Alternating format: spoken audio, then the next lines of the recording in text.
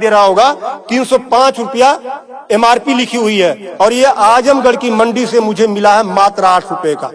कितना % कमीशन आप खा रहे हो? ये ऐसा क्यों है? इस पे भी चर्चा होती है। ये देखिए आईबी सेट है, जिसके माध्यम से ग्लूकोज ब्लड वगैरह चढ़ता है शरीर में, इसे कहते हैं आईबी सेट। इस पे जो एमआरपी लिखी हुई है वो 198, और यहाँ आप देख सकते हैं 198 रुपए की ये आईबी सेट मुझे पड़ी है मात्र 12 रुपए की।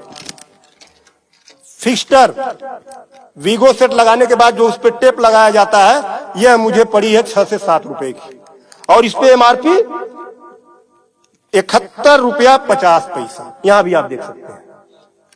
मैं इसलिए आपके बीच आया हूं। इसी प्रकार से बहुत सारे हजारों 2-3 हजार दवाएं ऐसी हैं जो 100 रुपए की दवा है 3000 की बिकती है। बाइकिल धागा जब आपका ऑपरेशन होता है, जिससे आपका सिला जाता है, वह 150 रुपए का आता है, उसकी एमआरपी 1045 रुपया आप यहां देख सकते हैं। उसी प्रकार से लंग एक्सरसाइजर 150 रुपए का आता है, जिसका प्रिंट रेट है 690 रुपया। बुखार में जो पैरासीटामॉल की जो बोतल आती छोटी सी, वो 50 रुपए की आती है, और उसकी एमआरपी यहां आप देखें, एमआरपी 522 रुपया है। कमर की बेल्ट जो 100 रुपए की आती है, उसे 500, 600, 700 रुपया प्रिंट।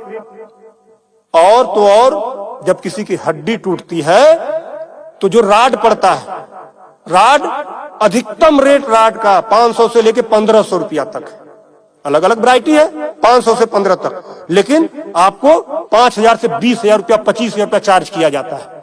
आपके दिमाग में आ रहा होगा कि अरे भाई डॉक्टर लगा रहे हैं, तो उसको देखिए, डॉक्टर जब आप अस्पताल में भर्ती होते हैं तो बेड चार्ज अलग, नर्सिंग चार्ज अलग, जांच की फीसें अलग, वो सब चीजें करने के बाद 1500 रुपए की चीज खरीद कर आप 20-20 हजार का बेच रहे हो।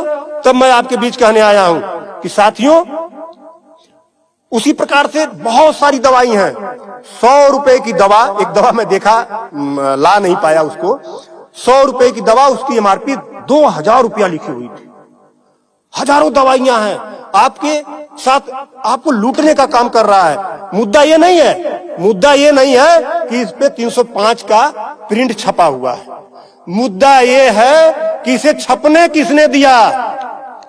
जिसे हमने चुनकर भेजा, क्या वो दलाली खा रहा है, कमीशन खा रहा है? 8 रुपए की चीज 305 रुपए का प्रिंट वो छपने क्यों दे रहा है? ये चोरी से थोड़ा ना बिक रही है, खुलेआम बिक रही है। तो ये जिम्मेदारी सरकार की है। इसीलिए मैं कह रहा हूं कि आइए, और ये मुद्दा किसी सपा, भाजपा, कांग्रेस, किसी नेता का थोड़ा ना है, ये भारत के 140 करोड़ जनता से जुड़ा हुआ मुद्दा है।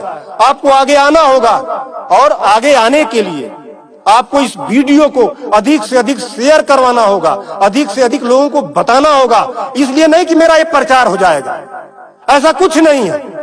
इस मुहिम को जब ये वीडियो शेयर होंगे, सोशल मीडिया एक ऐसा प्लेटफॉर्म है जिससे सरकारें हिल जाती हैं। आज मैं इस चीज को लेकर आया हूं, ये जनता से जुड़ा हुआ मुद्दा है। जब आप मेरी इस बात को, जनता की इस आवाज को अपने इलेक्ट्रॉनिक गैजेट्स के माध्यम से आगे बढ़ाने का काम करेंगे, निश्चित रूप से सरकारें डरेंगी। और मैं तो कहता हूं, सरकारों को जनता से डरना चाहिए, जनता को सरकारों से नहीं डरना चाहिए। तब मैं आपके बीच कहने आया हूं कि आइए मेरे इस मुहिम को आगे बढ़ाएं। कि बात 305 रुपए की नहीं है, बात उस गरीब की है, उस रिक्शा चालक की है जो दिन भर में 450 से लेकर 500 तक की मजदूरी पाता है। अगर उसकी तबीयत खराब हुई, वो बेहोश हो गया, उसके घर वाले किसी उसको अस्पताल लेकर जाते हैं, तो 305 रुपया वो अस्पताल केवल वीगो का चार्ज कर लेगा, फिक्स्टर का 71 रुपया चार्ज कर लेगा, और आईबी सेट का चार्ज कर लेगा। ये सब मिला के 600-700 रुपया हो गया। यानी उसकी 1.5 दिन की दिहाड़ी में अभी तो ग्लूकोज लगा ही नहीं, दवा कोई उसने खाया ही नहीं, बेड का चार्ज हमने बताया नहीं, अस्पताल का चार्ज हमने बताया नहीं। 1.5 दिन की दिहाड़ी उसकी केवल इस 3 आइटम से चली गई। आगे की दवा कहां से आएगी?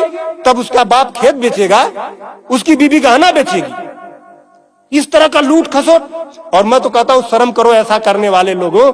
8 रुपए की चीज 305 की बेचते हो। आज आपके अस्पताल में अगर जो दाई है उसका वेतन 7,000 है, यानी प्रत्येक दिन 210 रुपया। अगर उसकी तबीयत खराब हुई, वो आप ही के अस्पताल में भर्ती होती है, तो उसकी 3 दिन की दिहाड़ी केवल इन 3 चीजों की लग जाती है। कुछ तो शर्म करो, कुछ तो सोचो। स्वास्थ्य, शिक्षा, सेवा का क्षेत्र है, लेकिन आपने इसे लूट का अड्डा बना दिया है। सरकारों के मिली भगत से ऐसा हो रहा है। तो मेरा निवेदन है आप लोगों से कि इस वीडियो को अधिक से अधिक शेयर करें ताकि